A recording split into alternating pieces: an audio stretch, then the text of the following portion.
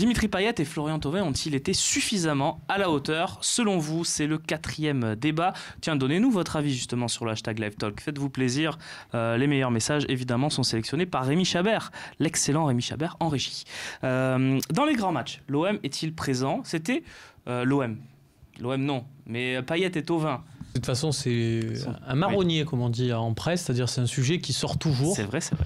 Et il y en a qui ont déjà leur avis préparé, j'ai l'impression, ils ont rédigé leur papier avant même le match. un peu les légendes urbaines. Et comme ça, hop, on le ressort quoi qu'il arrive. Hier, parce que Romain, tu écoutes la radio le soir, c'était l'occasion d'un clash entre Daniel Riolo et Nicolas Villas sur RMC dans l'after. On le fait rarement de passer des... Mais là, ça va lancer parfaitement notre débat. Voilà cet extrait de l'after foot. Payet, bon bah lui dans les gros matchs, moi je suis désolé. Il met ses 2 passes D encore. On peut me sortir. Ouais, ok. Ah ouais, mais bon. Écoute, pour moi c'est pas. Il est impliqué sur les débuts de l'OM en attendant Daniel. Bon. Voilà, ok. Tu veux qu'il soit impliqué sur quoi en fait? S'il est pas impliqué sur des buts, vu que c'est un joueur offensif, tu veux qu'il soit impliqué sur quoi? Sur le café à la mi-temps, sur les oranges, les croissants, tu veux qu'ils soient impliqués sur quoi? Marseille aurait pu gagner 4-2, il aurait pu ne pas être passé en décisif par exemple. Il aurait pu perdre 4-0 et ne pas marquer de but non plus. Non mais bon, quand il y a un but de l'OM, encore heureux qu'il est pas loin de l'action, parce que sinon qu'est-ce qu'il a à foutre? Il aurait pu ne pas avoir de but de l'OM, Daniel, c'est ça que je suis en train de te dire. C'est 2 buts à Lyon, il est impliqué sur les 2 buts. Bah ouais, mais c'est factuel. Écoute, moi c'est mon avis. Quand il y a un gros match, quand ça se tend et tout, il est plus là, quoi. Voilà, c'était le débat, on a compris. 2 personnalités qui n'avaient pas le même avis. Ça arrive sur le talk également. Samir, est-ce que Payet et Thauvin sont à la hauteur, ça y est, dans les grands matchs? Est-ce que hier, contre Lyon, ils ont été suffisamment à la hauteur, selon toi? Alors, en termes de stats, je vais te dire que oui, puisque Payet, c'est les 2 passes décisives. Ça compte pour Nenji ou parce qu'il fait le crochet, je sais pas. Oui, ça compte aussi. En termes de stats, oui. Après, dans le jeu, à juste te dire, les Payet, admettons, même si je lui reprocherais les coups de pied arrêtés que j'ai trouvé pas à la hauteur. Moi, bon, hier, ça. Après, Thauvin, à part son but, et je l'aime bien, c'est pas, je sais qu'il y a du bashing, mais dites-moi ce qu'il a fait de bien, à part son but. En fait, je trouve qu'il apporte pas assez de danger pour faire reculer l'équipe adverse. Ce qu'a fait Traoré. Traoré, hormis ses buts, il a fait la misère à ma vie. Tu vois? Et donc ça te fait reculer, tu as peur, tu vas pas t'aventurer. Et Thauvin, malheureusement, sur le match d'hier, il le fait pas. Max, moi je trouve quoi. qu'est-ce que tu réponds à Samir? Surtout, non mais j'allais répondre sur ces dernières prestations. On en a déjà parlé lundi dernier. On tape beaucoup sur Thauvin. Après, le gars, il est là. T'as raison sur le fond, sur l'ensemble, mais il a encore planté. C'est pour ça que moi je l'accable pas. Mais du coup, c'est compliqué pour si on reprend le truc de l'after là. Ben ouais, mais en même temps, si l'OM gagne de 1, mais t'as 2 passes décisives de Payet et voilà quoi. Il a fait un super match. Le truc de l'after, c'est que Riolo, il aime pas beaucoup Payet. Ouais.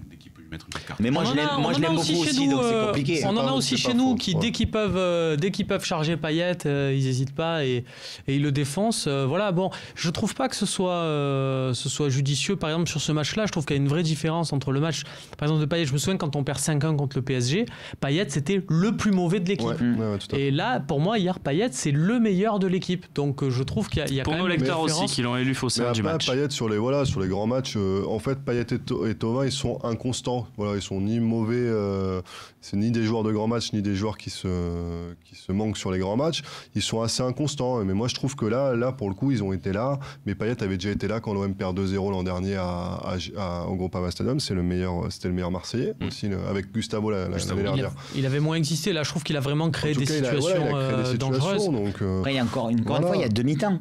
Donc, à la fin, moi, je me souviens, à la fin de la première mi-temps, parce qu'on était tous ensemble, la discussion, c'est en tout cas, Thauvin, il ferme sa gueule à tout le monde, à tous ceux qui disent que dans les grands matchs, il n'est pas là. Il a marqué à Monaco, il a marqué là, il est présent. L'un des plus grands matchs de Thauvin, c'était sur le Classico l'an dernier, le 2-2. Il fait un match au niveau de l'implication défensive remarquable. Mais vraiment extraordinaire. Et il marque grâce à un service d'Engie en plus. Et voilà, donc c'est peut-être ça qu'aujourd'hui certains lui reprochent, c'est peut-être d'avoir un peu moins de volume. Moi je trouve qu'il exploite à fond son état du moment. C'est-à-dire, je pense que physiquement, il n'est pas dans l'état de l'an dernier.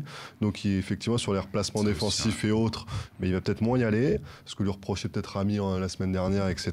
Je sais qu'il était sorti très fatigué d'OM Guingamp, Thomas. Par contre, sur sa qualité de finition, il a une confiance en lui, dans son dernier geste, assez incroyable. 6 matchs, 6 buts. Il réussit tout ce qu'il fait dans pour moi, les la deux, zone de finition, en finisseur pur. Les deux, hier, tu peux rien leur dire pour moi, parce que après, là, c'est des calculs, c'est très débile. C'est au moins autant débile que les mecs qui te disent c'est le tournant du match, parce qu'avec un 1, tant on aurait gagné derrière si Turpin avait sifflé. C'est au moins aussi débile ce que je veux dire. Et pour moi, avec un bon Gustavo, avec le vrai Gustavo, le premier et le troisième but, tu les prends pas.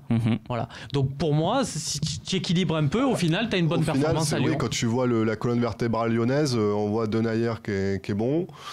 Dombélé encore, moi je trouve assez stratosphérique, et devant Traoré, voilà, tu as à chaque poste des mecs décisifs.